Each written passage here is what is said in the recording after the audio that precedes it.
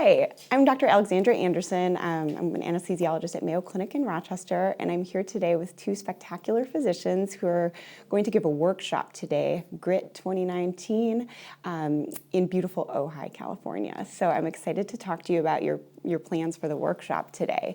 And if you don't mind introducing yourselves. Sure. I'm Shannon Lachlan Tomaso. I'm an OBGYN at Mayo Clinic Rochester, and I am the department diversity leader for our group. I'm Suzanne Norby. I'm a nephrologist at Mayo Clinic in Rochester, and I'm a medical educator and also the diversity leader for our division. Fantastic. Thank you so much for taking the time to talk to me about your workshop. I'm super excited to share this with our listeners because it's something I think is so important. Today you're going to be talking about unconscious bias. Correct. So step one, how do we enter a workshop and talk to people about unconscious bias? Carefully. So Yes. what we don't want to do is make people feel defensive or blamed, because I think that that's something that has come across in these diversity and unconscious bias conversations in the past. We really want to foster an awareness and a desire for people to change. And so we want to create a safe space in which we learn about our own biases, and then we also learn how to speak up and how to talk to our patients and to our colleagues about bias and how it is affecting us. How did you get interested in this topic? I think it's both of us are department diversity leaders, and so we've sort of been charged with this as one of the diversity issues that goes on, whether it's gender inequity or racism, sexism. These are all topics that come up as part of being a department diversity leader. Yeah, and I think it's important to recognize there are so many types of unconscious bias that we can have. And that everybody has them. And like you were saying, I like how you point out it's not a blaming thing. It's something we have to learn about ourselves to be better people and better healthcare providers and better team members. So how does one start to become aware of one's own unconscious biases? I think it's important to just gain an awareness that unconscious bias does exist. And it's something that we've developed over time, kind of hardwired into our brains that we don't realize. And then by kind of learning how these develop and what ours may be, we can kind of go forward and become more aware of how they affect us in our lives and our interactions with others. It's a really good point to make that everybody has bias, and as she said, it's hardwired, and it's okay to understand your bias. And what you just don't want is to have that bias suddenly start turning into judgments against people. So we're going to learn today a little bit about that hardwiring, and then how we can kind of catch ourselves before we make judgments based on it. And how do you find what your biases are? Well, one of the methods is to use implicit bias testing. Association testing, thank you, IAT. And it was based out of a Harvard website, and so it's available to everyone online, and it just teaches you, there's lots of different tests that it teaches you about your own bias, whether it's race-related or gender-related. And so it's one thing you can explore within yourself, and then how do you begin to introduce this to an organization? I think that's a challenge because some people have varying degrees of buy-in into the whole concept of unconscious bias. And I think some places where we see it are in recruitment and hiring and selecting people for various positions. And there can be really some blind spots in those situations. And so just an awareness of the overall topic and sharing examples of our own or others' biases that may play out in certain situations can help people recognize it in themselves. And a huge theme I've been noticing at GRIT this year is we really need to diversify our pipeline, diversify leadership, encourage authenticity, and that's really what brings strength and safety to organizations that will make them able to grow and be more productive. So I think this is really important. And I'm so glad you're doing this work. What are some actions you've done to help people recognize bias, or what can people do both to recognize it in their organization or in others, and on what levels? Well, one of the things that I did is I'm actually on every search committee that our department has. Okay. And I have also taught the fellowship search committees and the residency search committees. And I usually do ask them before we have this meeting to do the IAT testing and to find out a little bit more about themselves. And one thing is not to make them share the results. No one has to come in and say, I'm biased against X, Y, or Z. So you make it a really comfortable space, and then you talk about how diverse teams are really important. Diverse teams function better. But it's not only about diversity, it's about inclusion. So once we have our diverse team assembled, you want to make sure everyone feels included. And those are the major topics we go over. And so that's at an organizational level.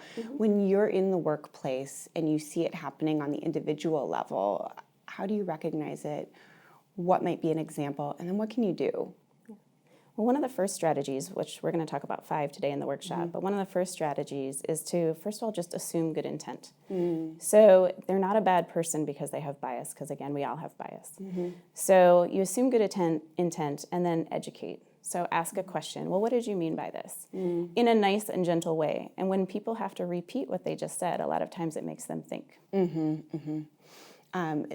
that seems like a good way to approach people in the workplace. Do you ever have to pull people aside in more egregious situations? Or I think so, because you don't really want to make people feel bad or embarrassed in a public setting, because that really is counterproductive to what the goals of recognizing and mitigating unconscious bias are. So I've occasionally had conversations with colleagues and just point out, hey, I noticed you said this. What did you mean? And kind of maybe give a different perspective about how it may have come across to other people. Sure. And then that's something everyone can learn from, and you learn more about where they're coming from, and it's sort of a way to help someone explore their own biases. What reaction do you see most commonly when you start talking to people about this? I think defensiveness Yeah. is something that comes out right away, but it's really important to try to, like Shannon said, assume good intent and really make the person feel as though they are included as well, and not being blamed, and then hopefully try to move the conversation forward and go from there. Yeah, this really is a situation of just giving someone tough feedback, it seems like, and having a safe environment to do that. What is the line between unconscious bias and a microaggression? Or is there overlap in there? Is the unconscious bias something you notice before someone starts acting out with microaggressions or macroaggressions at people? I think they're really related. I mean, I think microaggressions are just a form of that bias coming up and jumping to that stereotype and then saying it out loud. Yeah. And I think the same people who have microaggressions or do microaggressions against other people don't even realize it really. And so if you just bring it up in the same way, well, what did you mean by that? You know, it really does help. And then one thing I've noticed, a lot of times these biases or aggressions come out in the form of jokes. And people trying to be a joker, like a fun person in the workplace. How do you navigate that? One of the things I say is, you know, hey, I know you meant that to be funny, but this is why it's hurtful. Or this is what you just said. And then when you repeat it back to them, they kind of realize that. I think the harder thing to deal with is when it's said as a compliment. So, you know, oh, you don't really look like a doctor to a young woman or something. Yes. Well, that's actually kind of a microaggression. Thank you for bringing that up. Yeah. That's harder to deal with because the person didn't mean anything bad. They actually thought they were complimenting you. Right, right. That's a really great example. What is the rule of 3 you're going to talk about in terms of self-awareness? As you mentioned, we're going to talk a little bit about self-awareness and how to control our own biases, and then we're also going to talk about how to address biases in the workplace. And the rule of 3 is really coming up with like 3 alternate theories for what you just thought. You know, so if you have created some story about someone like, oh, she looks too young to be a doctor, think again and about 3 alternate ways in which you could think. Oh, yeah. Just how language matters. What are alternative words we can choose? Yeah. Okay, great. I want to wrap up just with some takeaway points you would love people to have.